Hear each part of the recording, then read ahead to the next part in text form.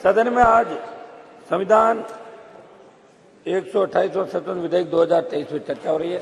सभापति महोदय, अच्छा तो ये रहता जब ऑल पार्टी मीटिंग बुलाई थी 17 तारीख को, उसके अंदर ये एजेंडा आता कि हम महिला आरक्षण का बिल लेकर तो विस्तार से उस पर चर्चा होती, सारी जो जानकारी थी सारी पार्टियां अपनी बात रखती और उसके बाद इसको रखा जाता।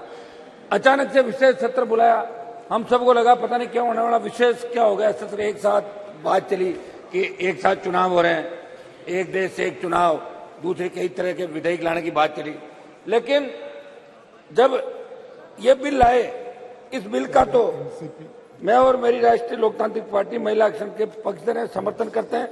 लेकिन देश में महिलाओं को उचित प्रतिनिधित्व मिले, महिलाओं के हर क्षेत्र में भागीदारी बढ़े, इस दिशा में हमेशा हमने आवाज भी उठाई। सौज महोदय, बिल जब आया तो शायद कांग्रेस पार्टी के कई नेताओं को भी पता नहीं था, बिल को पढ़ा नहीं, तो कई तो ऐसे भाषण दे रहे थे कि संविधान पूरा ही संशोधन हो गया। देखा था मैंने एक दो लोगों को, वो बिल पढ़ नहीं पाए थे। लेकिन जब बिल को पढ़ा तो इसके अंदर ये लिख दिया कि ये पहली जनगणना जो महिला आरक्षण आपका लागू करेंगे, पहली जनगणना के सुसंगत आंकड़ों को प्रकाशित किए जाने के पश्चात इस प्रयोजन के लिए परिसीमन कार्य के पश्चात प्रभावी होंगे। सौज महोदय, जैसे ये पढ़ा तो समझ में आ गया कि जुमला देश के अंदर आपने फिर छोड़ा। 5 राज्यों के चुनाव है, लोकसभा का 24 में चुनाव है। आप चाहते तो 2014 का मैं आपको याद दिलाता हूं, जब 2014 के अंदर आपका घोषणा पत्र था तो इसके अंदर आपने बात कही थी कि महिला आरक्षण बिल को भी हम पारित करने का वादा 2014 के अंदर किया। लेकिन जब 19 आया तो 19 के अंदर आपने इस बात को घोषणा पत्र कर नहीं लिया। आपका ये एजेंडा था कि अभी इस बात को कर दें, और जब मीडिया ने परसों कल छापा कि बिल पारित हो गया तो देश के कोने कोने ढाणी ढाणी तक बात पहुंच गई, महिलाओं को रिजर्वेशन मिल गया और जहां चुनाव हो रहे हैं तुरंत ही महिलाएं इतनी एमपी और एमएलए बन जाएगी। हम इस बिल का समर्थन करते हैं। हम चाहते हैं कि महिलाएं आगे बढ़े और इस देश के अंदर आजादी के आंदोलन से लेकर आज तक, चाहे आप लीडरशिप की बात करें, बलिदान की बात करें, लोक देवता हमारे जो हुए, तो महिलाओं ने बढ़ चढ़ के हिस्सा लिया और अपने तलवार की धार से दुश्मनों को झुकाया और भगाया। समझ महोदय, लेकिन इस बिल की आड़ में जो दिल्ली सरकार है हमारी, इस पर सवालिया निशान ये बन गया कि प्रतिबद्धता को लेकर जो दावे कर रहे खोखले नजर आए।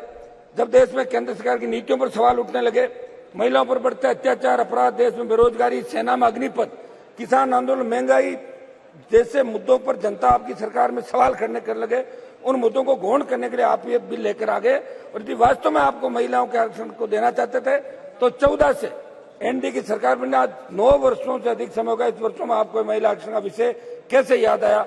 आपकी प्राथमिकता में बिल क्यों नहीं रहा? इसके बारे में भी देश की जनता आपसे जानना चाहती है। सौद महोदय, विधेयक में लोकसभा में महिलाओं के लिए स्थानों का आरक्षण जुड़े बिंदु में पढ़ रहा था। मंत्री जी से जानना चाहूंगा कि ओबीसी वर्ग की महिलाओं को प्रतिनिधित्व देने को लेकर आपकी क्या मंशा है? हमारी मांग है कि ओबीसी वर्ग की महिलाओं को भी संविधान प्रदत्त आरक्षण रूपी हक को मद्देनजर उचित प्रतिनिधित्व देने का क्लोज रखा जाए। आप जब जवाब दें तो इस बात पर भी सरकार की मंशा के बारे में बताएं। साल 2010 में स्वर्गीय अरुण जेटली जी जब राज्यसभा में नेता प्रतिपक्ष थे और सदन से महिला आरक्षण बिल के पास होने पर उन्होंने इसे अपने लिए गर्व और सम्मान का ऐतिहासिक पल कहा था। पूर्व विदेश मंत्री स्वर्गीय सुषमा स्वराज उस समय लोकसभा में विपक्षी नेता थी, वे इस बिल की सबसे प्रमुख पैरोकारों में एक थी। लेकिन आज 2023 में विडंबना है कि उनकी पार्टी बीजेपी दूसरी बार सत्ता में भारी बहुमत से काबिज होने के बाद 10 साल तक ये बिल लटका रहा। अब चुनाव कब होगा? 26 तक फ्री जेट डिलिमिटेशन, 29 में होगा, 33 में होगा, 2047 में होगा, 52 में होगा। कौन रहेगा कौन नहीं रहेगा? आपने तो जुमला छोड़ दिया। एक मिनट समाप्त करो। तो इसका भी देश आपसे हिसाब मांग रहा है। सौद महोदय, आज दुनिया की तेजी से विकसित हो रही अर्थव्यवस्था का दावा करने वाले हमारे एक मिनट करो सब, एक मिनट। मध्य युग से भी ज्यादा सामंती सोच, संवेदना, असुरक्षा, हिंसा, विभिन्न अपराधों का शिकार बन रही। आज सवाल यह कि बड़ी संख्या में महिलाओं के लापता होने, यौन उत्पीड़न के सवालों पर बहस क्यों नहीं छेड़ी जाती? बहस इस बात पर भी होनी चाहिए कि दिल्ली के निर्भया कांड के बाद महिलाओं की सुरक्षा संबंधित कानूनों को कठोर किया गया, लेकिन कानून बन जाने के बाद भी स्थिति क्यों नहीं सुधरी? चिंता का कारण है कि महिलाओं के विरुद्ध होने वाले अपराधों में कोई विशेष कमी आती नहीं दिखी। वे पहले की तरह यौन अपराधियों का शिकार में नहीं, लापता हो रही है। छेड़छाड़, बलात्कार, अपहरण, लापता होने, दुष्कर्म के मामले थमने का नाम नहीं रहे। मणिपुर में 2 महिलाओं को निर्वस्त्र कर घुमाए जाने की घटना का वीडियो वायरल हो, या राजस्थान के प्रतापगढ़ में आदिवासी महिला का दरियावद में निर्वस्त्र कर उसका वीडियो वायरल करने का मामला हो, हालात चिंताजनक है। समाज महोदय, राष्ट्रीय आपराधिक रिकॉर्ड ब्यूरो की ओर से संकलित आंकड़ों के अनुसार 19 से 21 के बीच मात्र 3 वर्षों में देश भर में 13 लाख से अधिक लड़कियां और महिलाएं लापता हुई। इस लापता होने वाली लड़कियों और महिलाओं में दलित, आदिवासी जनजाति की संख्या ज्यादा थी।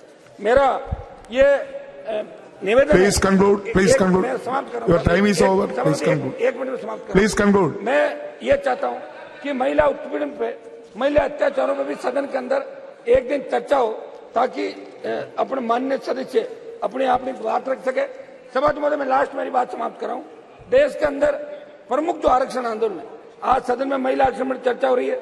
चूंकि आरक्षण का विषय, इसलिए मैं आपके माध्यम से राजस्थान के भरतपुर, धौलपुर सहित अन्य ऐसे राज्य में तो जाट समाज, प्लीज कंक्लूड। एक सेकंड सर, जाट समाज को आरक्षण है ओबीसी का, लेकिन केंद्र में नहीं है।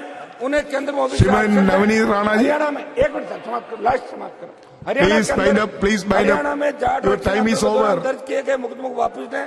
राजस्थान, समाप्त कर रहा हूं सर, 1 मिनट दें साहब, आखिरी, ये तो आखिरी, हम तो जाएंगे।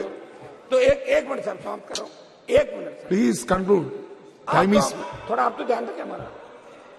और एक लास्ट 1 मिनट दोहरा, ये गुर्जर आंदोलन, हरियाणा के जाट आरक्षण आंदोलन दर्ज जो मुकदमे थे हरियाणा, राजस्थान के, वो वापस ले जाए। अभी मराठा जो पिछले कई दिनों से महाराष्ट्र के आंदोलन कर रहे हैं, मराठों का इतिहास देखिए, तो मराठा आंदोलन, आपका बहुत बहुत धन्यवाद।